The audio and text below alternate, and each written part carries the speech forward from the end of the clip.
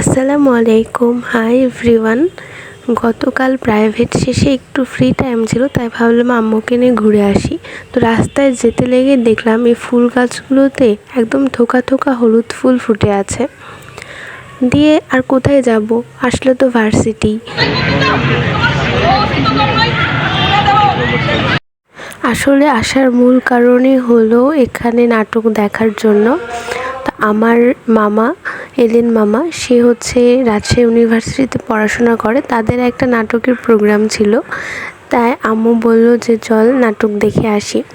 আমি ছোটোবেলা থেকে কোনো দিন এভাবে সামনাসামনি নাটক দেখিনি, তো দেখতেও মজাই লাগছিল।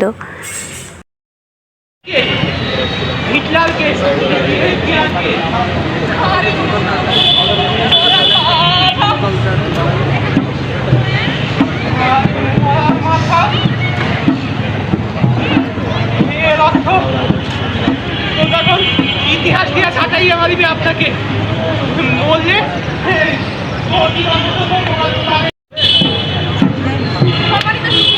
আগামী দিনের আমন্ত্রণ জানিয়ে চমৎকার নাট্যচক্র রাজশাহী বিশ্ববিদ্যালয়ের পক্ষ থেকে আপনাদের সকলকে জানাই শুভেচ্ছা।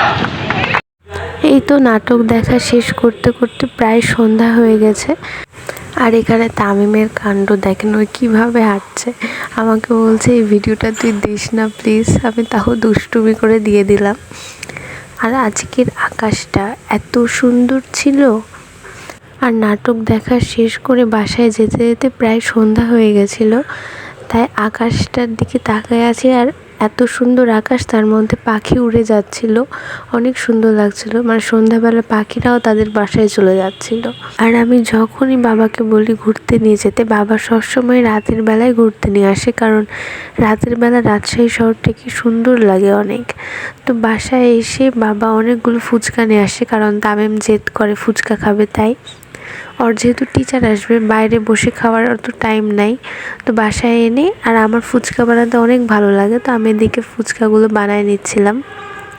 আমি ভাঙতেও পারছি না, ভাঙছি আর সব ফুচকাগুলো ভেঙে ভেঙে যাচ্ছে, একদম ভেঙে যাচ্ছে। তো এদিকে ফুচকাগুলো বানায় নিচ্ছিলাম। আর এই তো ফুচকা বানানো শেষ, আর আম্মু এদিকে কিছু ফল কেটে নিয়েছিল। তারপরে এই তো আমি হাতে একটা ফুচকা নিয়ে আমি তামিমকে দেওয়ার জন্য এমনি অভিনয় করছি, কিন্তু ওটা কিন্তু আমি ওকে দেবো না, ওটা আমিই খাবো। তো ওকে দিচ্ছি, আর ও দেখছি করে দিচ্ছে।